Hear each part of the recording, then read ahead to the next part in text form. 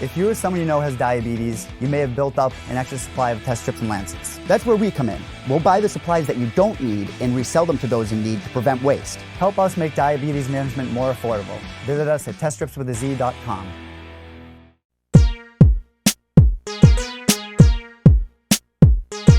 All right, we have Ricky Simón back on the show. He returns to action December 7th against Rob Font in Washington, D.C. How's it going, man? Going great. Just got done with practice. Feeling strong. Feeling ready. Well, a lot has happened since we last spoke, Ricky. I mean, first of all, you are officially a married man. You're Mr. Ricky Simón. Congratulations on that. Does it feel any different having the ring on the finger?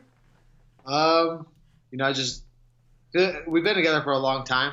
So it doesn't feel too different yet. I'm a little more excited to, have some more experiences together and build a life together. But besides that, it's kind of same old. How was the wedding? Was it like a blur like most weddings can be? Were you able to at least sort of look around the room and be like, man, this is cool. Like, I have a lot of incredible people in my life that I get to share this with. Yeah, it was crazy. We had a ton of people there, all our favorite family and friends, and it was awesome. I didn't get to enjoy it as much because I fought I think it was like a week and a half after that. So no good we had like voodoo cupcakes or voodoo donuts and cupcakes there, so I didn't get to enjoy any of that. But I sure did after the fight, so it's all right. Well, there you go. So let's talk about that before you get back to work in D.C. The last time we saw you was in Sacramento. You took on Urijah Faber, and you were looking pretty good early in that fight, and then you got caught, and Faber was able to get the win. Not the way you obviously planned the post-wedding festivities, but, sharing the cage with a guy like Urijah Faber, it's hard not to take anything away from an opportunity and experience like that. What did you take away from that fight? Just another learning experience for me. I felt great. I felt so damn good going into that fight. Maybe I was just a little too excited. So, it was a different feel. You fight Urijah Faber in Sacramento. That's a different experience. The fans were wild, and I'm definitely thankful for it. But I know it was just a minor hiccup. I know where I belong. I know I'm one of the best bantamweights in the world. I know I beat Urijah Faber 9 times out of 10, and I'm going to go in and get right back into the mix with a win over Rob Font on December 7th. Was Ricky Simón the fan kind of in the cage when California Love hit? I mean, you've seen it on television so many times, to actually be in the cage and watch him make the walk out there to the octagon. Although the result wasn't what you would hope for, was it kind of cool to at least see that and live that? During when it was going on, I definitely wasn't like in fanboy mode or anything. I was in kill mode, but like I said, it was different. It was different than any of the other fights. The crowd was insane. The California fans brought it, and going back and watching the video, it was cool. It was cool to be in there with Urijah Faber. It was a dream fight of mine for a long time, and obviously didn't go the way I had planned and the way I thought it was going to go. But I'm thankful for the experience, and I'm ready to move on. After the fight, Rob Font was one of the guys that you're hoping to get next, and that's who you're getting in a month's time in D.C. How excited were you to see Rob's name on the other side of that contract? Yeah, there's been a fight in the making since last February after I beat Ronnie Yaya and broke through the top 15. So, I thought, I'm after the tough, exciting fights, and my goal was to be top 10 by the end of the year. And so Rob Font was just someone that was just right there that would boost me into where my goal was, which was top 10. So he agreed to fight me. I think right after the fight, I think someone had tweeted something out, and so we had kind of talked about it. But then he had some fights fall out. I got the Urijah fight, so I just it's been a fight that we've been trying to make happen for months, but it's finally about to happen. Was there any talks about doing this in October? Because I know Font wanted to be on that Boston card very badly, fighting at home. Would have been back-to-back fights, you sort of being in enemy territory, so to speak. Was there any talks about booking that fight in October? No one. I text my manager every day since my last fight, saying what's next. I need to get this bad taste out of my mouth. I've been basically training in a camp since then. I did get to go on my honeymoon right after the fight, and relax for a little bit. But I've been grinding, so I've been, I stay in really good shape. I only need 3 or 4 weeks before a fight, just to get the weight down because I'm a little bit of a fat boy. But I stay in great shape. So if they would have offered me Rob Font in October, I would have taken the fight. So no, that wasn't in talks. I wish it would have been, because I like to stay active. But but here we are fighting in December. Rob's been around the octagon for a while now, and the losses he's picked up in the UFC are against some top guys, Lineker and Munoz and Assunção. He bounced back from the Assunção loss and had a pretty one-sided win over Sergio Pettis last year.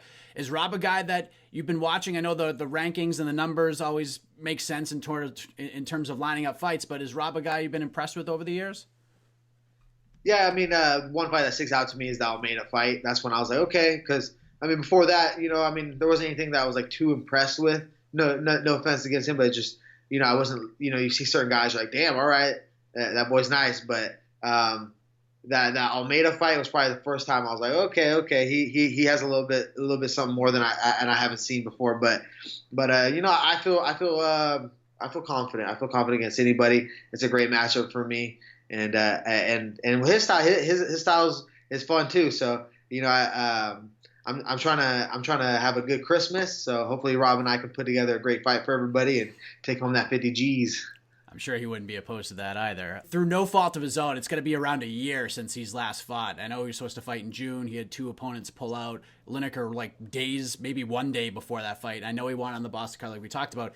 He couldn't get anything put together in time. I know it was about a year, not quite a year for you, but between 2016 and 2017, you had almost a year stretch between fights.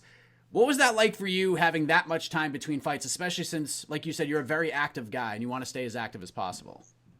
It was miserable. That year was miserable for me, especially because that was right after my first loss I had ever endured. I went undefeated as an amateur. I was 7-0 at that point as a pro, and then I had just lost for the Titan FC world title. And then I had a year layoff. I think it was like 9 fights drop out, something like that. I was accepting, short notice fights and everything. So it's tough. It's tough. I hate long layoffs. You get in a groove, you get comfortable in the cage, and then you might have like a long stint that puts you out for a little bit, and you have to kind of get back in the motions. But Rob's had plenty of fights. I've had plenty of fights now, and I don't know.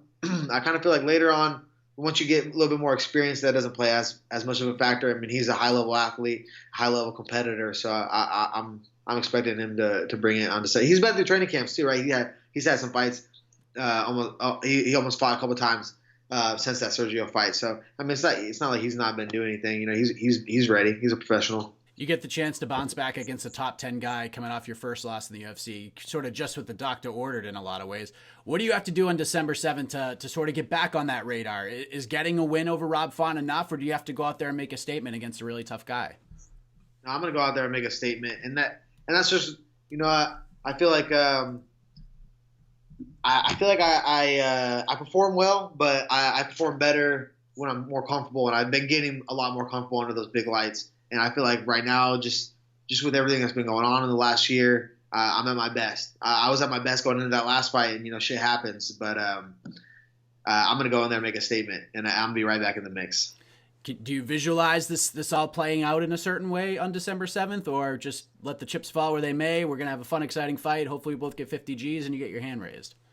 Yeah, I visualize it so many different ways. That's the thing, is I feel like I'm dangerous in so many different aspects of the fight game. I have the power on the feet. I have the power on the ground with my ground and pound. And I haven't got to show it off, but I have some slick submissions as well. So I envision many different possibilities, but a finish is definitely looming. I asked Cody Stamen about this earlier. Bantamweight is very exciting right now. It continues to get bigger. Obviously, we got Faber, but now you got Frankie Edgar in there now. Jose Aldo's about to fight Marlon Moraes at bantamweight. The names and the fights are just going to get bigger and bigger moving forward, especially if you get a win on December 7th. How much does that excite you, just seeing this formation, this sort of research? Bantamweight's always been loaded and fun, but now it's like there's a lot more eyeballs on it. You know what I mean? Yeah, it's getting, the depth is crazy in our division right now. It's definitely exciting. I feel like even outside the top 15, I'm looking at these guys. I'm like, these are all animals. They're all animals over here. So there's exciting fights everywhere. I like to stay active. So I'm hoping I can break the top 10 here after the Rob Font, and then next year have at least 4 fights. Couple more things before we let you go. This is probably the most important question I'm going to ask you right now. True or false? You had the best Halloween costume in MMA. Oh man, that's true. That's true. Come on. I didn't even really know who Tekashi 6ix9ine really was too much, but man, over the years, everyone just tags me and stuff. And then recently, my training partner Paige Van Zant tagged me in a post, and just everyone's tagging me saying that I look like him. So I'm like, all right, I'm gonna dress up as him for Halloween. that was amazing. You crushed that. Other people tried. You did it better than anybody I saw, I gotta say. Yeah, and I was going around like yelling at people, snitching on people all night. So it was a good time. I had fun with it, and I never dress up for Halloween. I'm like one of those people who like not really into it. I'd rather just give out candy to the kids coming over here and stuff, or something like that. But I got into it a little bit this year. Is this a new thing for Halloween? Now you have to like try to outdo yourself every year. How are you gonna be? You get the challenge here. This is a big challenge for you. Yeah, maybe I'll let the fans decide every year then, because that's the only time that pushes me to do it. So maybe if there's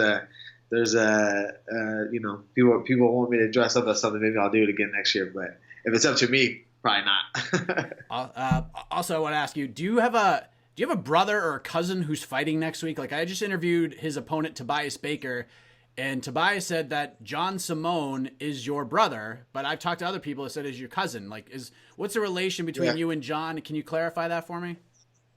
Yeah, no, I think just because we're so close and we're always together, people think we're brothers. But no, that's my older cousin. Okay, he's probably like 6 months older than me, something like that. Yeah, no, he's my older cousin. And actually, I don't think I'm breaking any news, but John had an injury, suffered an injury, so he will not be competing. Oh. Yeah. So there's that. He's a tough guy, but yeah, I mean that would have been a great fight. But no, John's too tough for his own good. Still trying to go into the fight a little too injured. We kind of had to like, hey, you got plenty of time. You got plenty of time. Well, we wish him the best, obviously, in recovery. Hope to see him back in the cage. We're going to see you back in the cage in about a month's time against Rob Font. Cannot wait for that fight. Cannot wait for that card. UFC DC. That's the hashtag I think we're going with here. And always appreciate you taking some time, Ricky. Before we let you go, let the folks know where they can find and follow you on the web, social media, especially Instagram, where we can find that Tekashi 6ix9ine costume from Halloween. Let the folks know. Anything else you want to get off your chest? The floor is yours. Yeah, follow me at Ricky Simone UFC on Instagram and Twitter. I need to get my Twitter followers up. I'm not even verified on there, so I need to be more active, post some more crazy stuff. But and then I would also like to thank Ball Wash, Northwest Therapeutics, Riverside Payments, and the Barbers for keeping this mully fresh. So thank you guys. It's an incredible mullet. I don't care if Tanner Bozier and all those guys are coming in with mullets. Second place. I cut 4 inches off this bad boy already because I was getting like pinned to the mat from it. So this is the short version, but still nice. Still keep it clean. Looks good, man. Thank you for the time, man. All the best to you on December 7th, Ricky. Appreciate it, man. Thank you.